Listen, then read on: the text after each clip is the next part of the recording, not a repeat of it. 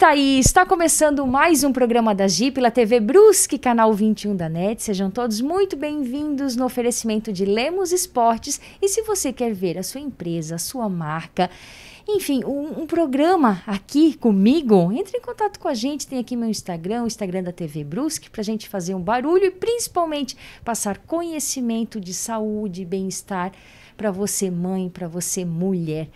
E assim, falando em mães, né, eu estou aqui num lugar muito especial, na Clínica Santa Ana, junto com duas queridas, a Juliane e a Salete, que são psicopedagogas, e a gente vai falar um pouquinho nesse universo das mães, dos filhos. Sabe aquela situação assim? Eu vou começar falando o seguinte, que certa vez uma mãe olhou para mim e disse assim, né, Gi, porque hoje em dia nas escolas tudo é laudo, se o filho é agitado é laudo, se o filho é quieto é laudo.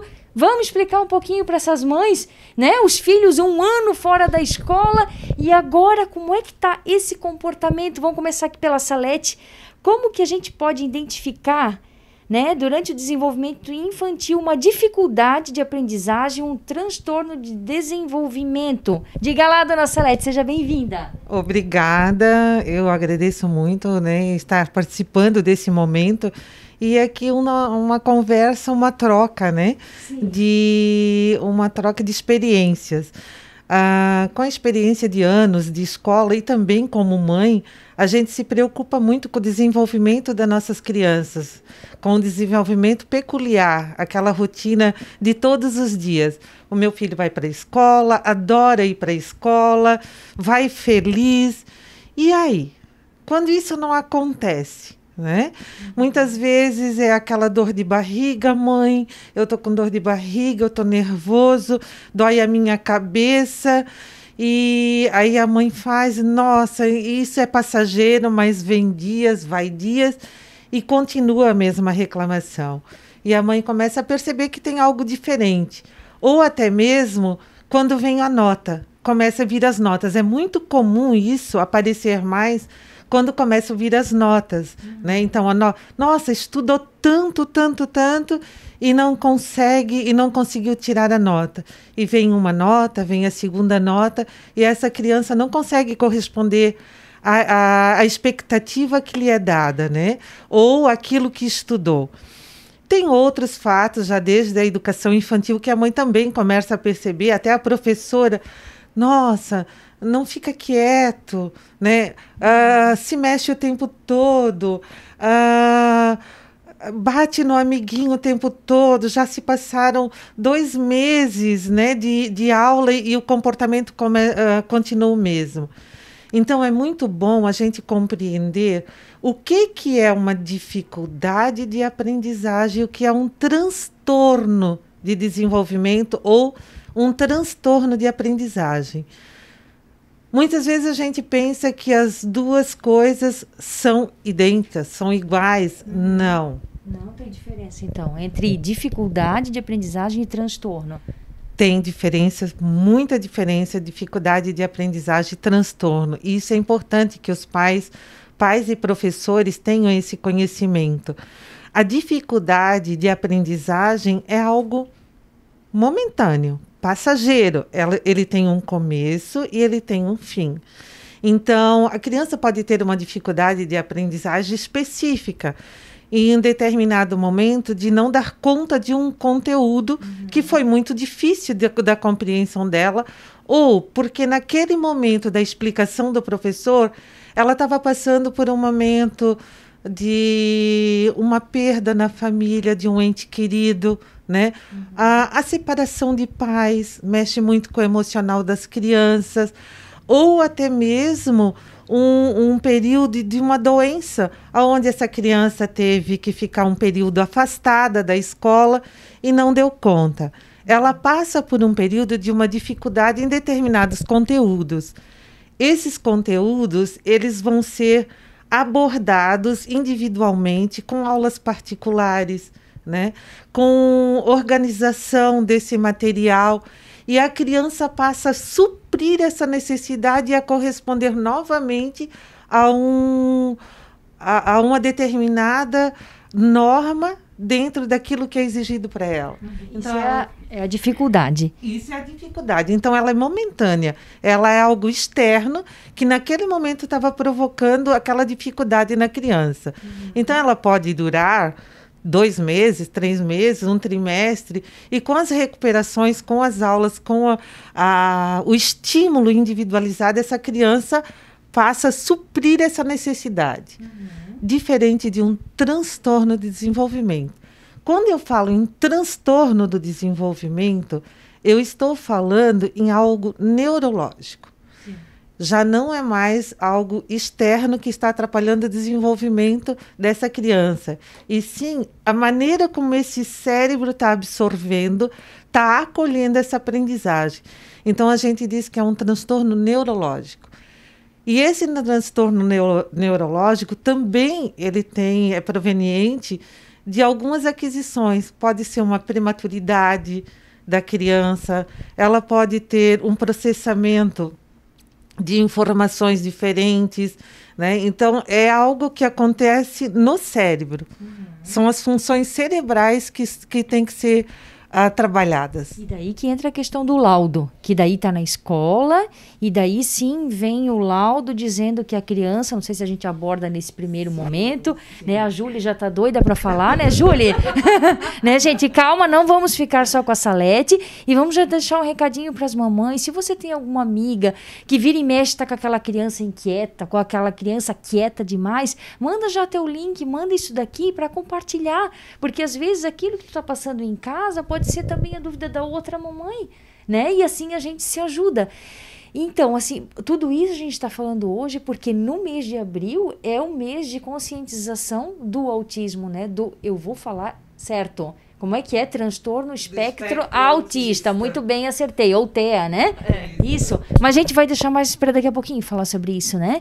Eu já pergunto para ti assim, então, como saber, Julie, quando a criança está com dificuldade de aprendizagem? Já podemos falar um pouquinho mais disso? Sim, é muito importante a gente, primeiro, né, Gi, coloco para os pais que a criança, ela tem o seu processo de aprendizagem, né? Ela tem o seu ritmo, né? Só que a gente não pode esquecer que a gente tem as etapas do desenvolvimento, né? Então, para cada idade, ela precisa dar conta de realizar algumas funções que está relacionada com esse desenvolvimento global, né? E aí, às vezes, os pais, os familiares, os professores que estão em contato com essa criança, eles precisam estar em alerta, né? Porque às vezes podem ser sinais muito simples, como de repente uma criança que não tem uma interação social, né? A criança, ela apresenta uma dificuldade em realizar ou até mesmo manter um contato ocular, né? E isso não necessariamente que aconteça quando ela esteja lá com 7, 8 anos. Não, às vezes a gente já consegue observar quando já são muito pequenos, né? Uma dificuldade de atenção, né, de concentração. Até as mães às vezes colocam, né? Meu Deus, parece que não se concentra. Uma dificuldade para fazer uma tarefa, né? Então, são tudo sinais que a gente vai observando, né? A permanência, a gente até brinca, assim, parece a pipoquinha, né? Que está sempre... que não para quieto. Então, é criança, mas a gente tem que ficar em alerta. Porque esses sinais, eles podem realmente impedir todo esse processo de aprendizagem, né? E perdurar por muito tempo, né? Outros sinais, como de repente a questão que a criança possa ter uma dificuldade no processo de alfabetização, de identificar as letras, né, de perceber o som das letras, ter a dificuldade em juntar para formar as palavras, uma dificuldade de interpretar. Né? Então, às vezes, o professor conta uma história e ela tem a dificuldade de relatar o que entendeu da história, em ter essa interpretação. Até, às vezes, muito, né? Eles acabam lendo e também apresentam essa dificuldade. Eu li, mas não entendi. Né? Então, as dificuldades, os sinais são muitos, né? E onde que a gente tem que ter essa clareza de estar sempre de acordo com a faixa etária. né? Então, tem sinais relacionados com a questão de fala. Então, às vezes, a criança se nega a falar ou apresenta um atraso, né? De linguagem, uma interação com os amigos. Então, às vezes, acaba se isolando do grupo, querendo brincar sozinho, né? Uma dificuldade em brincar, realmente, né? Então, são alguns sinais que são importantes a gente ficar em alerta. Então, tá maravilhoso isso. É um primeiro momento aqui com essas duas queridas, a Juliane e a Salete. A gente só vai dar uma paradinha para os nossos comerciais. Já vão compartilhando, não saiam dali, que a gente já vai entrar nessa questão dos transtornos em si. Eu estou com a minha colinha, que elas estão bravas, porque eu fiquei com a minha colinha e cadê a cola delas? Mas também vieram folhas. Disse, meninas, vocês não começaram ontem, né? Gente, é só um tempinho que a gente já volta dos comerciais, tá bem?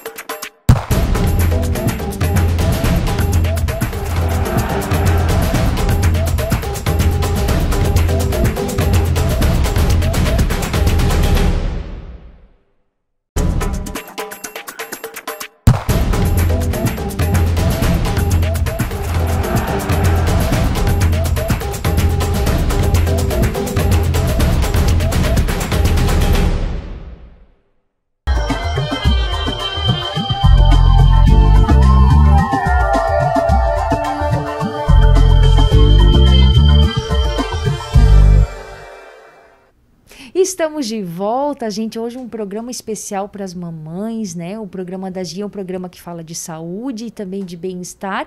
E qual é a pessoa dentro da casa que mais olha para um todo, né? Para o marido. Geralmente é a mulher que marca a consulta para o marido, é a mãe que vê o filho. Então, assim como o programa da Gia é para esse público, hoje nós estamos falando sobre crianças, sobre a vida escolar, sobre o comportamento das crianças em si, com Juliane e também Salete, psicopedagogas aqui da Clínica Santa Ana.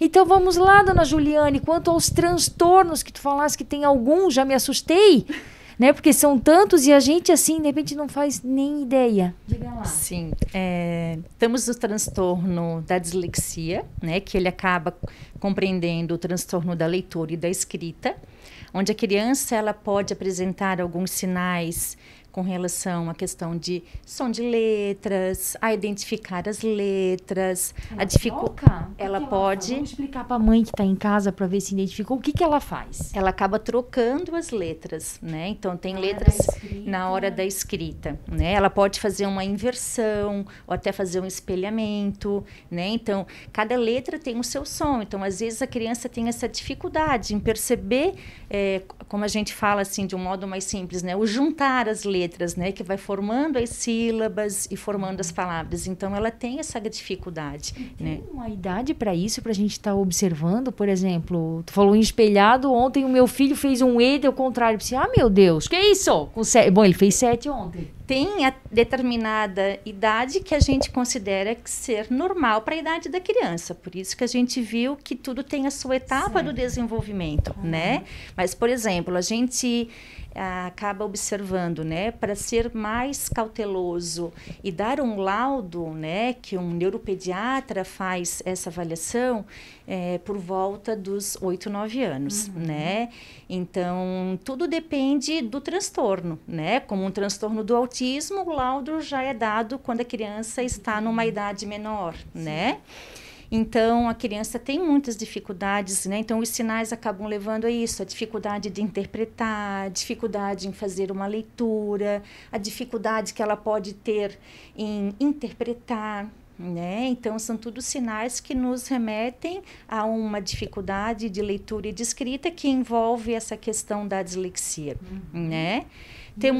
Temos também o transtorno da descalculia, que acaba envolvendo todas as questões relacionadas à matemática, né? Então, uma dificuldade na questão de identificar os números, de ordenar os números, né? Às vezes aquela criança que não tem a noção de tempo, ai, mãe, amanhã eu fui na tia, não, você foi ontem, né? Às vezes assim, vai no mercado, amanhã é baratinho, não, às vezes não tem a noção do dinheiro, né? A noção, a observação que eles acabam fazendo até com os sinais. Então, às vezes eles têm a dificuldade de perceber o sinal de mais, o sinal de menos, de multiplicar, de compreender aquilo, né? Então, esses aspectos relacionados com a matemática, né? O raciocínio lógico. Às vezes a professora passa um probleminha simples, mas a criança tem uma dificuldade em entender aquilo, né? Então, é bem complexo. Sim, né? sim. Daí tudo coisa assim que vai observando com a mãe em casa e principalmente da escola, né? E se acolher com a professora, porque afinal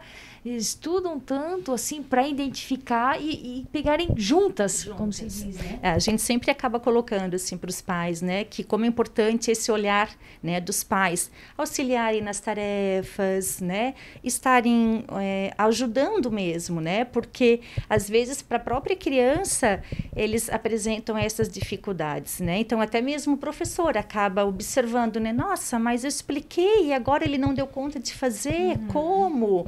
E onde a gente viu os números até, por exemplo, até 20, hoje ele já esqueceu, né? Então, às vezes, são tudo sinais de alerta, né? E o próximo, qual é o próximo transtorno? O TOD? O que é isso, gente? Para mim, até então, TOD era aquele Nescau, aquelas da... A gente brinca, mas tem isso. Por isso que a gente... Tem pessoas que estudam para isso. O que seria o TOD, gente? TOD. É o TOD pra cá. Joga o TOD pra cá. Joga o TOD pra cá.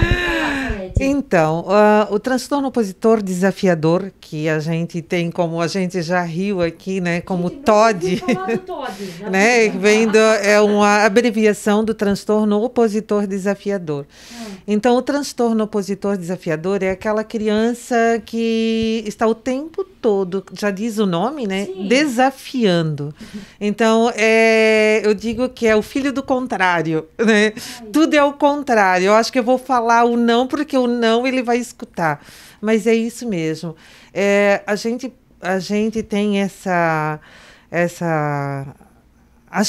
costume até relembrar que é uma criança de difícil comportamento, então a gente começa, é brabo, tem um gênio difícil, e por trás disso pode sim ter um transtorno.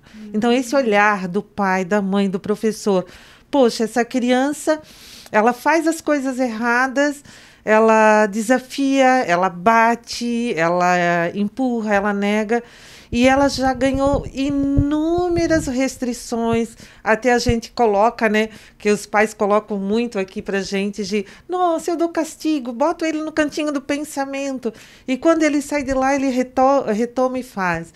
Ou, dura só 5 minutos, ele lembra e depois esquece. Por isso que se chama transtorno, né? A criança, ela tem um prejuízo, mesmo sabendo que ela vai perder alguma coisa, vai perder um tempo de TV, vai perder o celular, vai perder, mas ela não consegue mediar, né? A gente diz assim, o freio inibitório, que é a parte que nos dá essa possibilidade de dizer, opa, não vou fazer porque isso é errado. Não, a criança não tem. Ela, com esse transtorno, ela vai adiante. Muitas delas se dão conta depois que fizeram, mas aí já fizeram, já empurraram, já bateram, né? Aí vem, desculpa, eu não podia, mas ela não consegue aguentar. Então, é uma criança difícil de comportamento. Ele acaba tendo prejuízo na socialização também. Então, assim, acaba perdendo amiguinhos. Os amiguinhos não querem brincar, muitas vezes, porque é aquela criança que bate, empurra, não aceita as regras, quer fazer as suas próprias regras nos jogos e na brincadeira, né? Ou até assim, não tem a noção do perigo, sobe em todos os lugares. Então, essa criança... o olhar dos pais, dos professores, é um olhar que começa a chamar atenção a partir do momento do prejuízo dessas crianças. Sim. Ela tem tendência a se machucar muito e, às vezes, bem séria, criança que vive, quebra várias vezes, leva vários pontos, né? Porque ela está sempre em perigo, ela está sempre desafiando. Então, eu digo assim, ó, no caso, depois eu vou falar mais um pouquinho, né, de uma dificuldade de entender o comportamento dessa criança, busquem ajuda. Verdade, né? Eu pensando assim, tudo isso, eu disse, nossa, o que se faz com uma criança dessa? Porque aí não é só a criança, é o pai, porque é a mãe que geralmente vai dizer assim, ó, seu bicho brabo, brabeza. Aí isso potencializa ainda mais a fera. Isso mesmo. Até porque começa ali a crescer com essa criança um desvio emocional de baixa autoestima. Poxa, eu ganho tanto castigo, né? Mas eu não consigo. Eu tive já pacientes, crianças, que chegaram para mim e diziam assim, ó, eu não consigo, me ajuda, por favor, eu não quero ser mais assim. É um pecado escutando isso, porque assim, uma criança que me parece assim que quanto mais castigo, quanto mais coisa, pior fica. Então, de repente, o acolhimento, o amor, mais com as regras. O tratamento, né, Gi? Porque assim, ó, a gente que sendo um transtorno, precisa sempre, e mais adiante também eu vou falar isso, um olhar muito criterioso de talvez um olhar de um neuropediatra, né, de um neurologista, para estar entendendo, de uma equipe multidisciplinar, um olhar de um psicólogo, para ver se é mais na área emocional ou se realmente é um transtorno. A gente está falando em transtorno, mas as consequências dessas atitudes podem ser outras também, né? Sim. Como fatores emocionais. A gente diz a falta de limite, né? Sim. Também é algo muito compreensível dessas reações das crianças. Por isso que, na dúvida, a gente sempre diz assim, para ajudar essas crianças, busquem ajuda. Uhum. Porque compreendendo as ações dessa criança, a gente pode começar com a terapia amenizando essa realidade, amenizando essas ações dessas crianças que às vezes não são próprias. E quando ela consegue controlar, é notório a alegria dessa criança. E cada vez mais ela quer melhorar, porque ela vê os ganhos que ela tem com isso. Perfeito. Gente, eu acho que no dia de hoje, né, gurizinha, tinha que ter um programa de 4 blocos de 10 minutos, mas nós que, né, vamos à luta, porque já encerrou esse segundo bloco da gurizinha. Vamos fazer o seguinte, gente, não saiam daí que no próximo bloco, então, a gente entra com autismo e vai lembrar tudo que tem que falar, depois tu me ajuda aqui. A gente já volta, tá?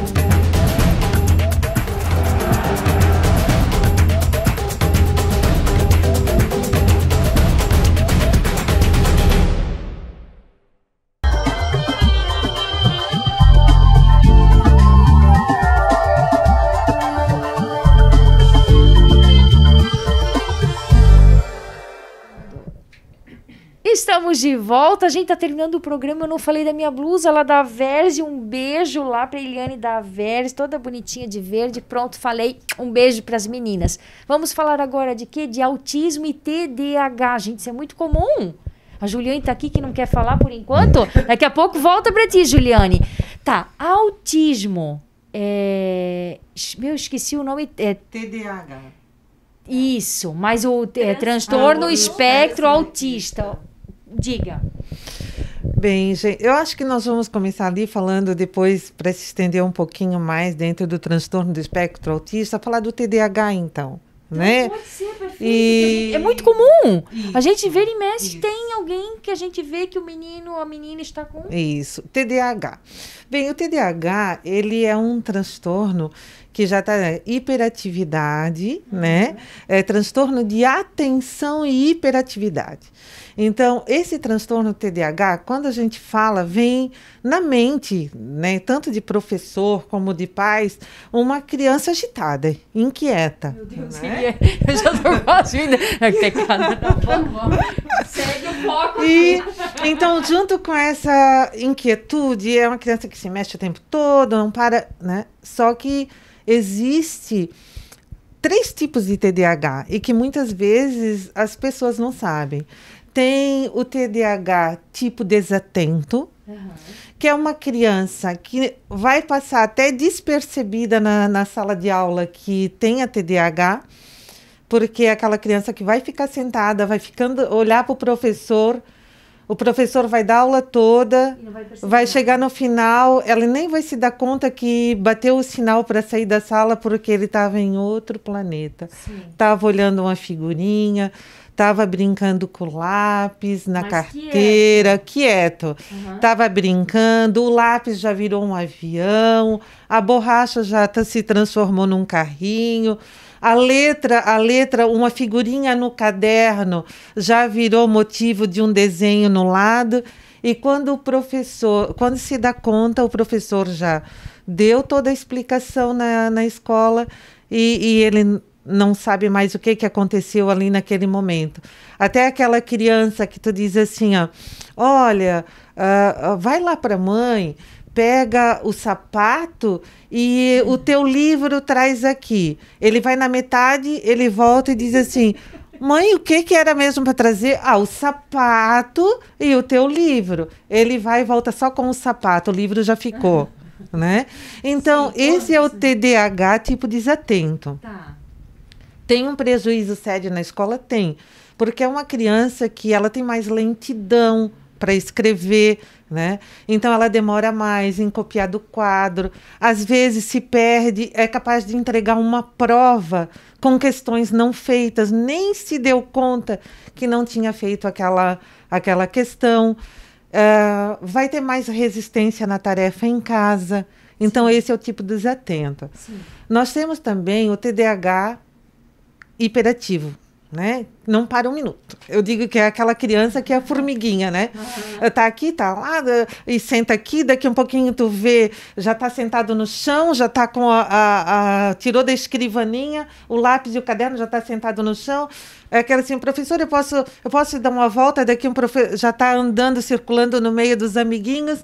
Então, esse é a criança hiperativa. Ela não para, ela não tem um controle motor. Sempre muitas coisas ao mesmo tempo. Muitas coisas ao mesmo tempo. O pensamento dela é muito ativo. É aquela criança que interrompe muitos outros, o outro está falando e está interrompendo o tempo todo, né? Às vezes até com assuntos que não é pertinente àquele momento.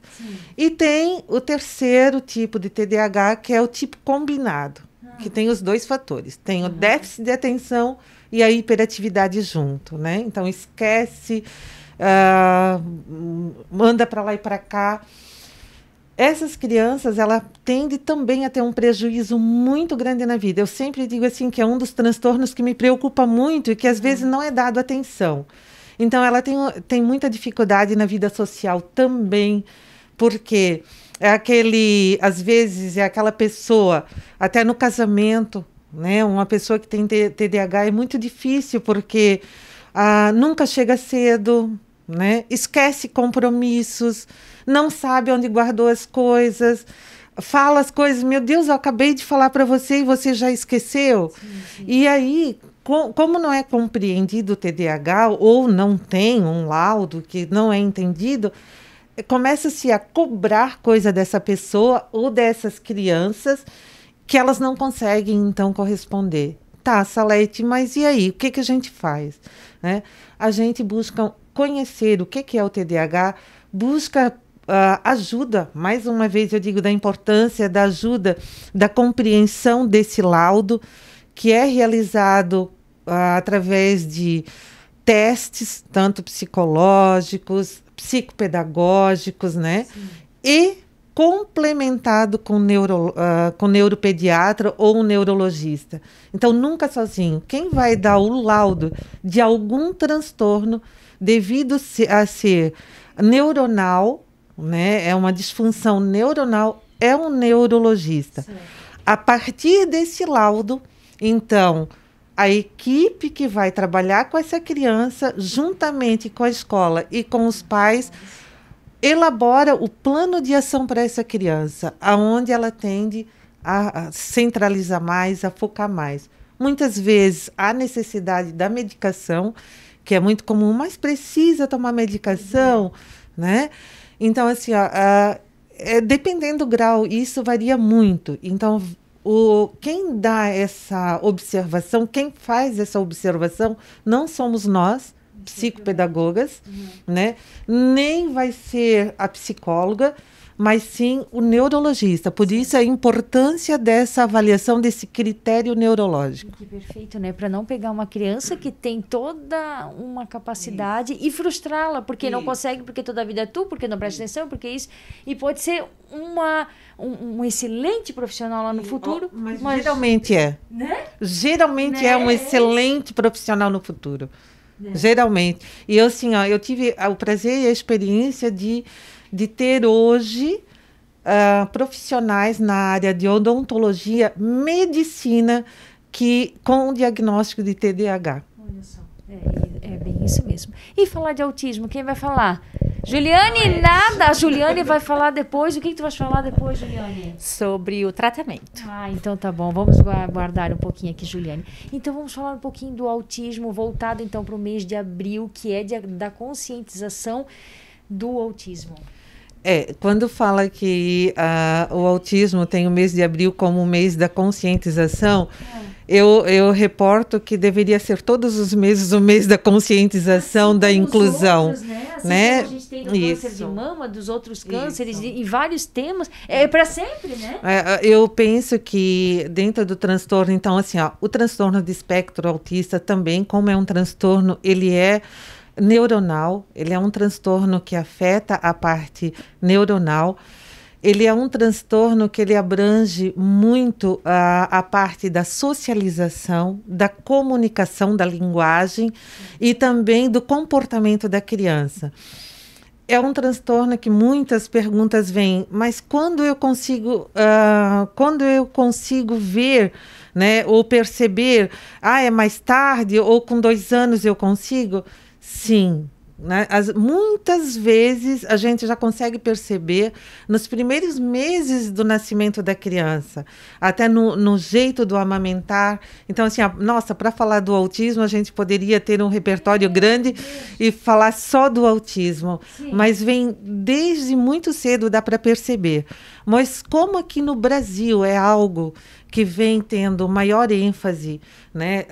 Nesses, eu vou dizer assim, 10 anos, mas com maior detalhe, nos 5 últimos anos agora, a atenção voltada para o autismo, ainda nós temos muito que aprender e a entender o transtorno do espectro autista, né? Dentro dessa individualidade.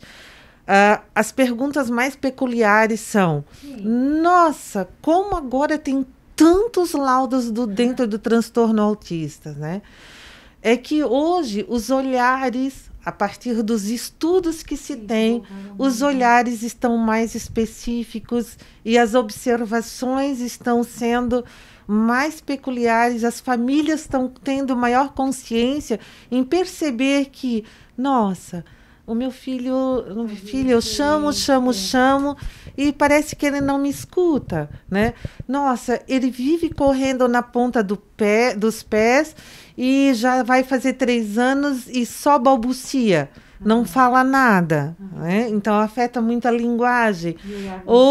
Isso, nossa, ele não fica, esse olhar é muito breve, então ele não fica tempo, não olha nos olhos. Então as famílias estão começando a perceber quanto à escola, que eu sempre digo que os olhos do professor às vezes é a salvação de uma família ou de uma criança. Talvez é aquele professor que vai chamar a mãe e dizer assim: mãe, tem algo errado, vamos procurar alguma coisa, né?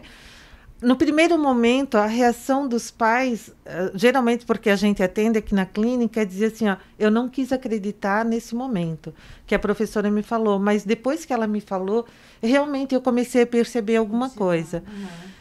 E depois do laudo, que a gente faz a avaliação, faz o encaminhamento, que vem o laudo do neurologista, que a gente vai fazer uma devolutiva para o pai, a gente acaba escutando assim: professora, Salete, eu me vi algumas características lá da clínica que o médico falou, eu também sou. Então, eu também me encontrei nesse espectro.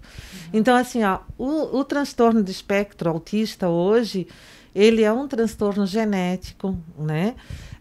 Hoje, estudos feitos e realizados reportam 95% a 98% da genética, Sim. né?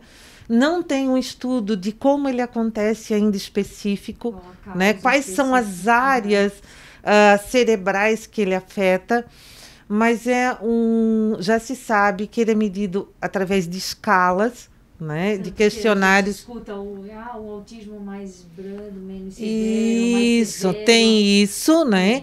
Então, assim, dentro dessas características é estudado cada criança, e muito bom, Gi, que tu comentasse sobre isso, sobre os graus do autismo. Então, tem o autismo leve, né? Tem o autismo severo e tem o autismo que a gente diz que é autismo moderado, né?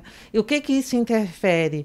A maneira que essa criança... Então, o autismo leve é aquela criança que ela tem o transtorno, tem algumas características como dificuldade de fazer amigos, de permanecer com amiguinhos, mas ele não tem prejuízo da autonomia dele. É uma criança que vai no banheiro, sabe, no banheiro, sabe? Ele se orienta, ele come sozinho, né? A criança com autismo moderado é aquela criança que já precisa de um apoio para se orientar no espaço. Então, é uma criança capaz de sair aqui correndo, atravessar a rua correndo. Ela não tem mediação do comportamento dela, né? Então, ela precisa de alguém no lado para mediar o tempo dela permanecer sentada para fazer uma atividade, né? De orientar essa atividade. E a criança com autismo severo é aquela criança que ela vai precisar o tempo todo de uma pessoa no lado orientando. Então, tem ausência da linguagem, é uma criança que dificuldade de comunicação, né? Dificuldade de se apropriar da vida diária. Não, vou agora dar um banho, né? Eu vou precisar tomar banho. Então, precisa sempre essa orientação junto. E essa coisa assim, ó, do som, às vezes daquele... Tem alguma coisa fora do mundinho dele, ele vai, de repente, bater a cabeça na parede. Tem disso também? Sim, tem, né? Sim. Eu digo assim, quando a Giz colocou uma pontuação que eu queria até reportar, né? Existe essa frase que diz assim, a criança autista tem um mundo dela. Não é bem assim. Opa, meu Deus, vai dar 1 hora de programa, vamos só finalizar aqui. Bom, é interessante, quando eu comecei a fazer o programa hoje, eu disse, por favor, vocês me corrijam, porque assim, eu aprendo em cada programa. Então, se eu falar qualquer coisa, obrigada por estar falando isso, porque não é bem assim. Não, Gi, sabe o que é? Esse foi um olhar que no começo dos estudos dizia assim, nossa, a criança com autismo, ela se fecha, ela está no mundinho dela e ela deixa, né? E ela é uma criança que ela não se fecha no mundinho dela, ela está no nosso mundo, tá? Só que ela percebe e sente esse mundo de uma forma diferente de nós. Sim. Pela sensibilidade, pela tríade que tem de comportamento, de sensibilidade sensorial e de habilidade social. Essa criança, ela tem dificuldade, às vezes, de interagir com o outro. Ela tem dificuldade de saber como chegar no outro. Ela tem dificuldade de interpretar a expressão do outro, os sentimentos do outro, né? Ela tem dificuldade, às vezes, de se direcionar no espaço. Então, o que é que ela tende? A se retrair, porque ali naquele espaço que ela está é mais confortável, porque ali ela se sente bem. É uma criança que talvez tenha uma sensibilidade auditiva, gustativa, como tu falasse, sons que botam, né, bota a mãozinha. Então, essa criança, ela tende ao quê? A buscar um espaço, a preparar um espaço aonde ela consiga se encontrar. E aí é onde a gente tem essa frase que diz assim, ó, ela entra no mundinho dela, né? E quando fala isso, eu digo assim, gente, se vocês verem, diz, não, vamos trazê-la para o nosso, porque, assim, ó, essa criança, ela tem que sair dessa zona de conforto para ela começar a se reabilitar com esse mundo aí. É com a buzina do carro, é com o barulho do liquidificador, do aspirador de pó, não é de uma hora para outra, né? Por isso da importância, dentro do transtorno do espectro autista, quanto mais cedo tiver um diagnóstico correto, melhor vai ser a intervenção dessa criança. Então, assim, de um transtorno moderado, ela pode ser tão bem trabalhada, tão bem reabilitada, que ela começa a ter características e devolutiva de um transtorno leve, né? A mesma coisa é diferente. Uma criança que não é trabalhada, não é estimulada, não recebe esses cuidados, ela tende a piorar, né? Piorar, se isolando cada vez mais, às vezes ausentando a linguagem, a fala cada vez mais, né? A não compreendendo os amiguinhos na escola. Então, assim, a do autismo, eu amo, eu sou apaixonada. Eu acho que a gente poderia falar muito, né? Tem a partezinha aqui da nossa amiga. Vamos falar do quê? Vamos tirar aqui o microfone da Salete, que não sabe brincar? Não, muitas considerações, muito importante toda essa fala. E sobre o tratamento, bem breve, assim, para a gente encerrar o nosso programa de hoje. Diga lá. É bem importante essas questões que a gente foi colocando. E na questão do tratamento, né? Então, a gente sabe que é importante quando os pais começam a perceber esses sinais, né? Tanto das dificuldades de aprendizagem quanto dos transtornos e até mesmo os professores, né? Então, nós atendemos muitas crianças que vêm buscar através de uma solicitação do professor. Mãe, ele não parou para prestar atenção, ele te dá uma nota baixa, mãe, ele não está interagindo, né? Então, a gente realiza uma avaliação, muitas vezes até mesmo uma avaliação multidisciplinar com outros profissionais, né? E mediante essa avaliação, a gente dá uma devolutiva para os pais. E muitas vezes, é extremamente necessário, em todas as vezes, a gente acaba encaminhando para uma avaliação com o neuropediatra. Né? Então, o neuropediatra, ele vai realizar os testes, né?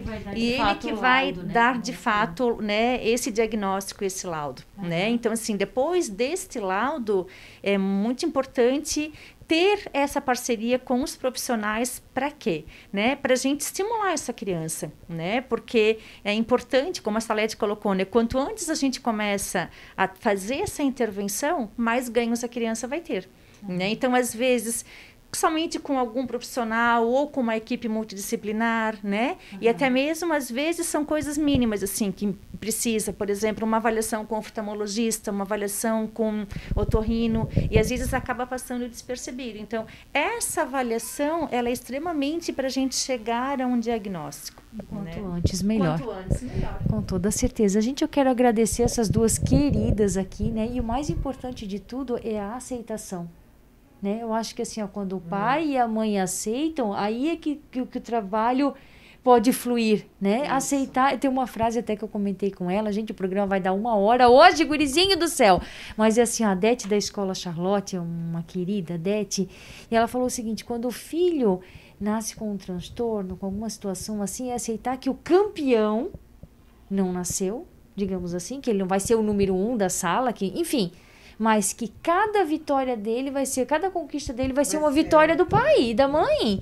E é aceitar, e quando existe essa aceitação, tudo flui, tudo melhora.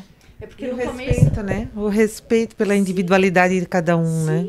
Sim, maravilhoso. Deixa eu entregar para vocês aqui, ó, que tá aqui no cantinho, eu vou deixar aqui em cima, meninas, para a Clínica Santa Ana, uma flores da Cris. A Cris é parceira do programa da Gi, uma florzinha para vocês, tá bom? Agradecemos muito, né? Atenção a Gi, eu acho que quanto mais a gente falar de dificuldades de aprendizagem, transtorno de aprendizagem, mais a gente vai compreender, né? E mais a gente vai ter olhos diferentes para estar buscando e resgatando essas crianças que precisam da nossa ajuda. Verdade, precisa. E quanto mais amor, né? Olhar o ser humano com amor, né? Às vezes tu olha um menino, uma criança que está lá daquele jeito e coisa, ele precisa de amor e mais atenção. Não é isso? Com certeza, é verdade. Muito obrigada, meninas. Obrigada. Um cotovelinho aqui, um cotovelinho, Obrigada, gente. a todos. Ficamos aqui no oferecimento de Lemos Esportes e, como eu digo, cuide saúde, o seu bem mais precioso, saúde física, saúde mental. Até, fiquem com Deus.